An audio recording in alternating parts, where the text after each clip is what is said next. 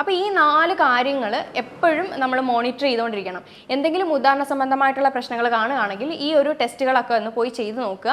അപ്പോൾ മിക്കുള്ള ആളുകളിലും ഇതൊക്കെ തന്നെയാണ് പ്രശ്നം. 50 മുതൽ 80% പുരുഷന്മാരും ഒരേപോലെ അനുഭവിക്കുന്ന ഒരു ബുദ്ധിമുട്ടാണ് ഉദാഹരണ സംബന്ധമായ പ്രശ്നം.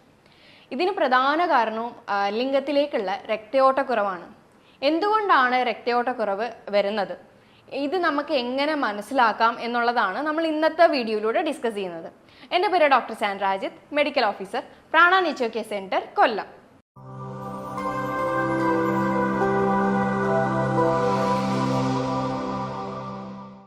ഇന്ന് ഉദാഹരണ സംബന്ധമായിട്ടുള്ള പ്രശ്നങ്ങൾ ഒരുപാട് പുരുഷന്മാർ ഒരേപോലെ അനുഭവിക്കുന്ന ഒരു പ്രശ്നമാണ്. ഇതിനകത്ത് തന്നെ ലിംഗം ഉദ്ധരിക്കാത്തതോ അതല്ലെങ്കിൽ അത് ലാസ്റ്റ് ചെയ്യാത്തതോ ഉള്ള അവസ്ഥയാണ് ഉദാഹരണക്കുറവ് എന്ന് പറയുന്നത്. അപ്പോൾ ഇങ്ങനെയുള്ള ഒരു സിറ്റുവേഷൻ ഒരുപാട് ആളുകൾ ഇന്ന് ഒരേപോലെ അനുഭവിക്കുന്നുണ്ട്. അത് അവരെ ഫിസിക്കലി ആണെങ്കിലും മെൻ്റലി ആണെങ്കിലും ഒരുപാട് തന്നെ ബുദ്ധിമുട്ടിക്കുന്നുണ്ട്. ഇവർക്കൊന്ന് പറഞ്ഞ് ട്രീറ്റ്മെൻറ്റ് എടുക്കാനോ സ്വന്തം പാർട്ട്ണറിനോട് പോലും പറയാനായിട്ടുള്ള ഒരു ബുദ്ധിമുട്ടാണ് ഈ ഉദാഹരണക്കുറവെന്ന് പറയുന്നത്. അപ്പോൾ അവർക്കതൊരു ഫാമിലി ലൈഫിൽ തന്നെ അവർക്കത് ബാധിക്കുകയും മറ്റുള്ള രീതിയിലേക്കുള്ള പ്രശ്നങ്ങൾ അത് ഉണ്ടാകുകയും ചെയ്യുന്നുണ്ട്. അപ്പോൾ ഇതിനുള്ള ഒരു റീസൺ എന്ന് പറയുന്നത് തന്നെ ലിംഗത്തിലേക്കുള്ള രക്തയോട്ടക്കുറവാണ്. അപ്പോൾ അത് എങ്ങനെയൊക്കെ ഉള്ള കാര്യങ്ങൾ കൊണ്ടാണ് അത് ഉണ്ടാകുന്നത് എന്നുള്ളത് നോക്കാം. അതുപോലെ തന്നെ നമുക്ക് നോക്കിയാൽ തന്നെ അറിയാം, നമ്മൾ ഈ ഒരു ഉദാഹരണ സംബന്ധമായിട്ടുള്ള പ്രശ്നങ്ങൾ വരുമ്പോൾ തന്നെ നമ്മൾ ആദ്യം ചെയ്യാനായിട്ട് കുറച്ച് ടെസ്റ്റുകൾ പറയും. അതിനകത്തുള്ളതാണ് ഒന്നാമത്തത് ഡയബറ്റിക് ഉള്ള 80% ആളുകൾക്കും ഈ പറയുന്ന ഉദാഹരണ സംബന്ധമായിട്ടുള്ള പ്രശ്നങ്ങൾ കാണുന്നുണ്ട്. അതുപോലെ മറ്റൊന്നാണ് എന്തെങ്കിലും തരത്തിലുള്ള ലിവർ ഡിസീസ് ഉണ്ടോ, അതേപോലെ യൂറിക് ആസിഡ് അധികമായിട്ട് നിന്നിട്ടുണ്ടെങ്കിലും ഈ പറയുന്ന ഉദാഹരണ സംബന്ധമായിട്ടുള്ള പ്രശ്നങ്ങൾ വരുന്നുണ്ട്. അതേപോലെ കൊളസ്ട്രോൾ അധികമായിട്ട് വരുന്ന ആളുകളുണ്ടെങ്കിലും അവർക്കും ഉദാഹരണ സംബന്ധമായിട്ടുള്ള പ്രശ്നങ്ങൾ കാണുന്നുണ്ട്. അതേപോലെ തന്നെയാണ് BP കൂടുതലുള്ള പേഷ്യൻസിലും. അപ്പോൾ ഈ 4 കാര്യങ്ങൾ എപ്പോഴും നമ്മൾ മോണിറ്റർ ചെയ്തുകൊണ്ടിരിക്കണം. എന്തെങ്കിലും ഉദാഹരണ സംബന്ധമായിട്ടുള്ള പ്രശ്നങ്ങൾ കാണുകയാണെങ്കിൽ ഈ ഒരു ടെസ്റ്റുകളൊക്കെ ഒന്ന് പോയി ചെയ്ത് നോക്കുക. അപ്പോൾ മിക്കുള്ള ആളുകളിലും ഇതൊക്കെ തന്നെയാണ് പ്രശ്നം. ഒന്നെങ്കിൽ ഒരാൾക്ക് ഡയബറ്റിക് ആയിരിക്കും, ചില ആളുകൾക്ക് അത് യൂറിക് ആസിഡിൻ്റെ പ്രശ്നം കൊണ്ടായിരിക്കും. അപ്പോൾ ഇതൊക്കെ മെയിനായിട്ട് അവിടെ ഉദ്ദേശം എന്ന് പറയുമ്പോൾ തന്നെ ഇത് ബ്ലഡ് ഫ്ലോ കൃത്യമായിട്ട് പോകുന്നില്ല, അവിടെ ബ്ലോക്കുകൾ ഉണ്ടാക്കുന്നത്. അപ്പോൾ അങ്ങനെ വരുമ്പോഴാണ് ലിംഗത്തിലേക്കുള്ള രക്തയോട്ടം കുറയുന്നതും അവിടെ ഉദാഹരണ പ്രശ്നം ഉണ്ടാകുന്നതും.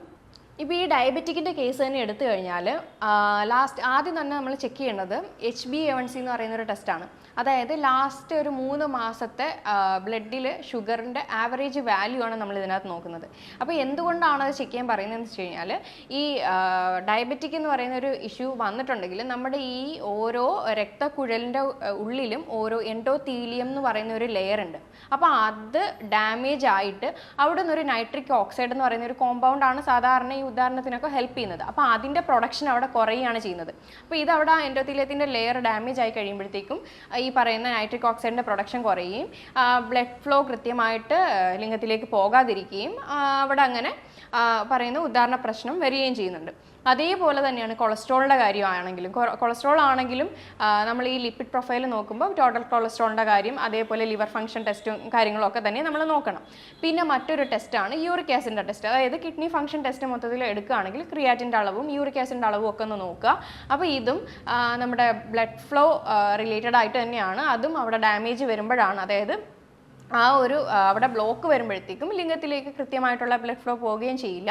അപ്പോൾ അങ്ങനെ ഉദാഹരണ പ്രശ്നങ്ങൾ വരികയും ചെയ്യും. ഇനി മറ്റുള്ള കാരണങ്ങൾ എന്തൊക്കെയാണെന്ന് വെച്ച് കഴിഞ്ഞാൽ ഇത് സ്ട്രെസ്സുമായിട്ട് ഭയങ്കര റിലേറ്റഡ് ആണ്. നമ്മുടെ മെൻ്റൽ ഹെൽത്തുമായിട്ട് ഭയങ്കരമായിട്ട് റിലേറ്റഡ് ആയിട്ടുള്ള ഒരു കാര്യമാണ് ഉദാഹരണമായിട്ടുള്ള പ്രശ്നങ്ങൾ. സൈക്കോളജിക്കൽ റിലേറ്റഡ് ആണ്.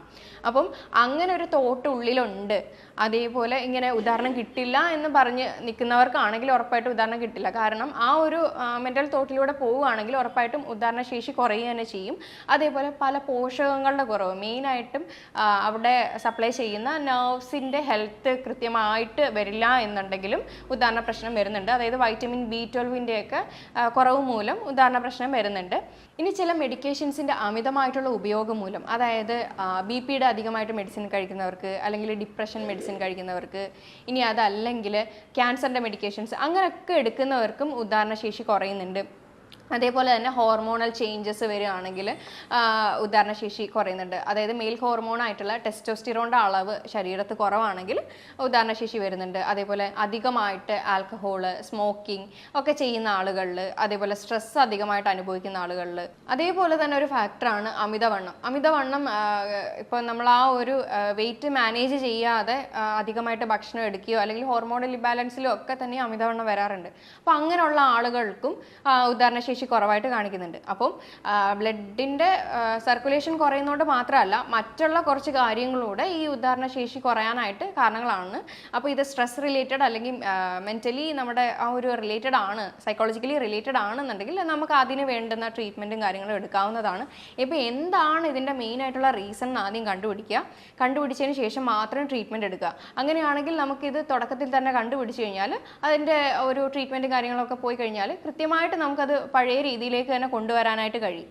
ഇനി ഇതുമൂലം ഉണ്ടാകുന്ന ഫാമിലി ഇഷ്യൂസും കാര്യങ്ങളൊക്കെ ആണെങ്കിൽ അതൊരു കൗൺസിലിംഗ് രീതിയിൽ എടുക്കാവുന്നതാണ്. ഇനി അതുപോലെ ഒബേസിറ്റി കാരണമാണ് ഉണ്ടാകുന്നതെങ്കിൽ നമ്മളത് മാനേജ് ചെയ്ത് കൊണ്ടുവരേണ്ടതാണ്.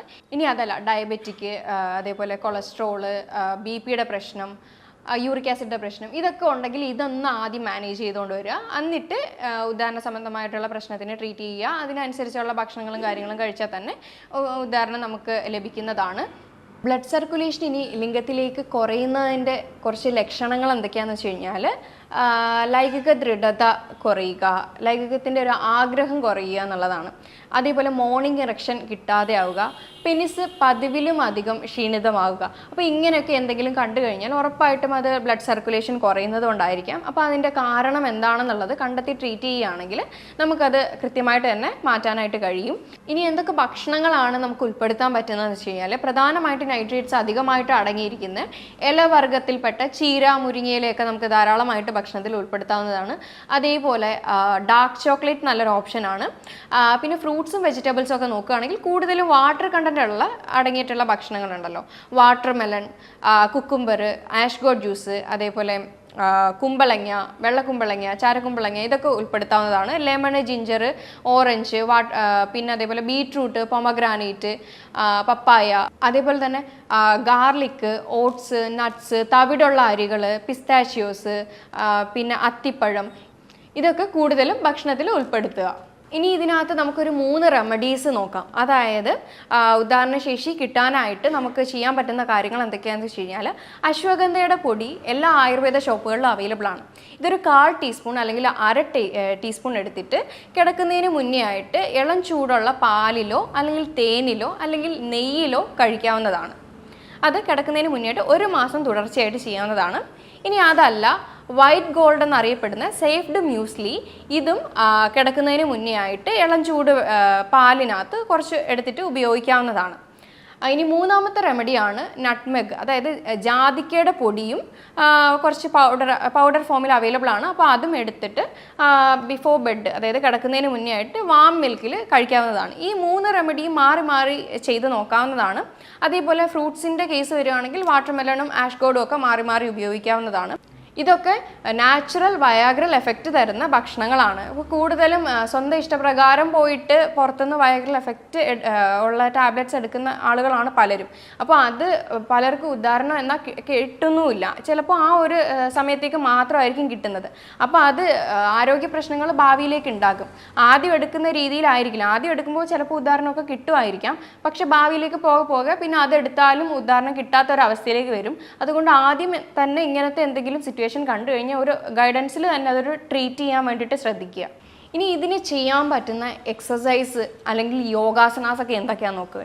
നമുക്ക് കാർഡിയോ വർക്കൗട്ട്സ് ചെയ്യാവുന്നതാണ്. അതായത് അധികമായിട്ട് പെട്ടെന്ന് നമുക്ക് സൈക്ലിംഗ്, വാക്കിംഗ്, സ്വിമ്മിങ് അങ്ങനത്തെ രീതിയിലുള്ള എക്സർസൈസും കാര്യങ്ങളും നമുക്ക് ചെയ്യാവുന്നതാണ്. ഇനി അതല്ലെങ്കിൽ ഹൈ ഇൻറ്റൻസിറ്റി ഇൻ്റർവൽ ട്രെയിനിങ് പോലത്തെ എക്സസൈസും കാര്യങ്ങളും ചെയ്യാവുന്നതാണ്. സമയമില്ലാത്തവർക്ക് കുറച്ചുകൂടെ ബെറ്റർ അതായിരിക്കും.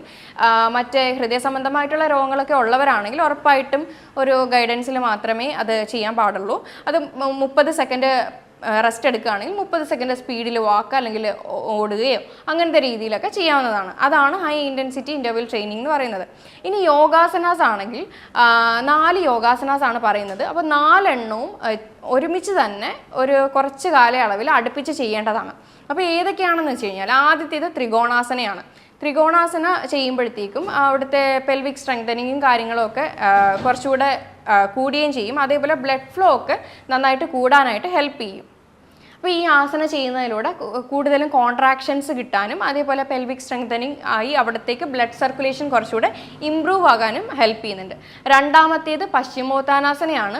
ഇതും കുറച്ചുകൂടെ സ്പൈനൊക്കെ ഒന്ന് ബെൻഡ് ആകുമ്പോഴത്തേക്കും കൂടുതലും ബ്ലഡ് സർക്കുലേഷൻ അവിടത്തേക്ക് കിട്ടുന്നതാണ്. മൂന്നാമത്തേതാണ് ഭദ്രാസന. ഭദ്രാസന എന്ന് പറയുന്നത് ബട്ടർഫ്ലൈ പോസും കൂടിയാണ്. ഇത് ആണിനായാലും പെണ്ണുങ്ങൾക്കായാലും ഒരേപോലെ ഹെൽപ്പ് ആവുന്ന ഒരു പെൽവിക് സ്ട്രെങ്തനിങ് എക്സർസൈസും കൂടിയാണ്. അവിടത്തേക്ക് ബ്ലഡ് ഫ്ലോ കിട്ടാനായാലും അവിടുത്തെ പെൽവിക് സ്ട്രെങ്തൻ ചെയ്യാൻ വേണ്ടിയിട്ടായാലും ഒക്കെ ഒരുപാട് ഹെൽപ്പ് ചെയ്യുന്ന ഒരു ആസനയാണ്. നാലാമത്തേതാണ് ധനുരാസന. ഇത് പെൽവിക് ഓർഗൻസിനെയൊക്കെ നന്നായിട്ട് മസാജ് ചെയ്യുന്നുണ്ട്. അപ്പം ഈ ഒരു 4 ആസന 4 ആഴ്ച തുടർച്ചയായിട്ട് 4ഉം കൂടെ ചെയ്യേണ്ടതാണ്.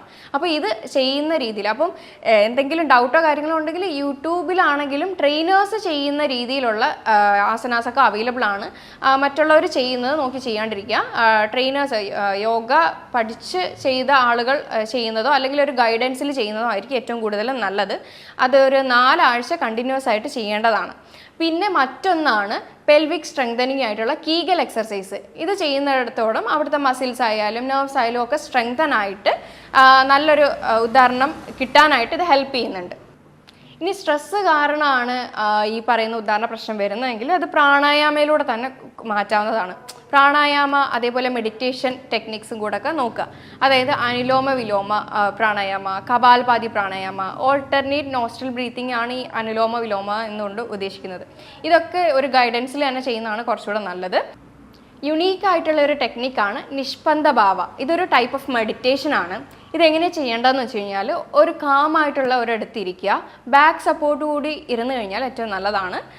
കണ്ണടച്ച് സ്വസ്ഥമായിട്ടൊരു സ്ഥലത്തേക്ക് ഇരിക്കുക. മറ്റുള്ള ഫീലിങ്സോ ഇമോഷൻസോ ഒന്നും പാടില്ല.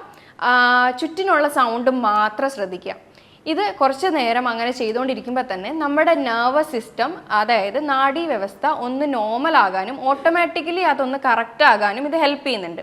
അപ്പോൾ ഈ ഒരു ടെക്നിക്ക് ചെയ്യുന്നതിലൂടെ ഒരുപാട് നമുക്ക് മാറ്റങ്ങൾ കണ്ടുവരുന്നുണ്ട്. അപ്പോൾ ഇതും നമുക്ക് വീട്ടിൽ തന്നെ ട്രൈ ചെയ്യാവുന്നതാണ്. അതേപോലെ കൃത്യമായിട്ടുള്ള എക്സർസൈസും കൃത്യമായിട്ടുള്ള ഒരു ഡയറ്റും സപ്ലിമെൻ്റ് ആവശ്യമാണെങ്കിൽ അതും കൂടെ എടുത്തു കഴിഞ്ഞാൽ നമുക്ക് ഈ ഒരു പ്രശ്നം തുടക്കത്തിൽ തന്നെ കണ്ടുപിടിച്ചാൽ അത് മാറ്റാവുന്നതേ ഉള്ളൂ. ട്രീറ്റ്മെൻറ്റ് പിന്നെ എടുക്കുന്ന സമയത്ത് ട്രീറ്റ്മെൻറ്റ് വേണ്ട രീതിയിൽ തന്നെ എടുക്കുക. ഒരു ഗൈഡൻസിൽ അണ്ടറിൽ തന്നെ എടുക്കാൻ നോക്കുക. പിന്നെ എന്തെങ്കിലും മറ്റേ സ്ട്രെസ് റിലേറ്റഡ് ഒക്കെ ആണെങ്കിൽ നമുക്ക് ഈ പറയുന്ന മെഡിറ്റേഷനും കാര്യങ്ങളൊക്കെ കൊണ്ട് തന്നെ നമുക്ക് നോർമലാക്കാൻ കഴിയും. അതുപോലെ തന്നെ ഇൻ്റർമീഡിയൻറ്റ് ഫാസ്റ്റിംഗ് ഇതിനെ ഒരുപാട് തരത്തിൽ ഹെൽപ്പ് ചെയ്യുന്നുണ്ട്. അത് പല രീതിയിൽ പല ആളുകൾക്ക് ഡിഫറെൻ്റ് ആണ്. എല്ലാവർക്കും ഒരേ രീതിയിലായിരിക്കില്ല ഇൻ്റർമീഡിയൻറ്റ് ഫാസ്റ്റിങ്ങിൻ്റെ ടൈമും കാര്യങ്ങളൊക്കെ പറയുന്നത്. അപ്പോൾ അതും കൂടെ ഒരു ഗൈഡൻസിൽ തന്നെ എടുക്കാനായിട്ട് നോക്കുക. പിന്നെ ഒരുപാട് തരത്തിലുള്ള ഷുഗറി ഐറ്റംസ് കാര്യങ്ങളൊക്കെ ഒന്ന് അവോയ്ഡ് ചെയ്യുക. അതായത് പുറത്തുനിന്നുള്ള ഒരുപാട് ഫ്രൈഡ് ജങ്ക് ഐറ്റംസും കാര്യങ്ങളൊക്കെയും അവോയ്ഡ് ചെയ്തുകൊണ്ട് തന്നെ ഒരു ട്രീറ്റ്മെൻറ്റ് പ്രൊസീജിയറിലേക്ക് തന്നെ വരിക.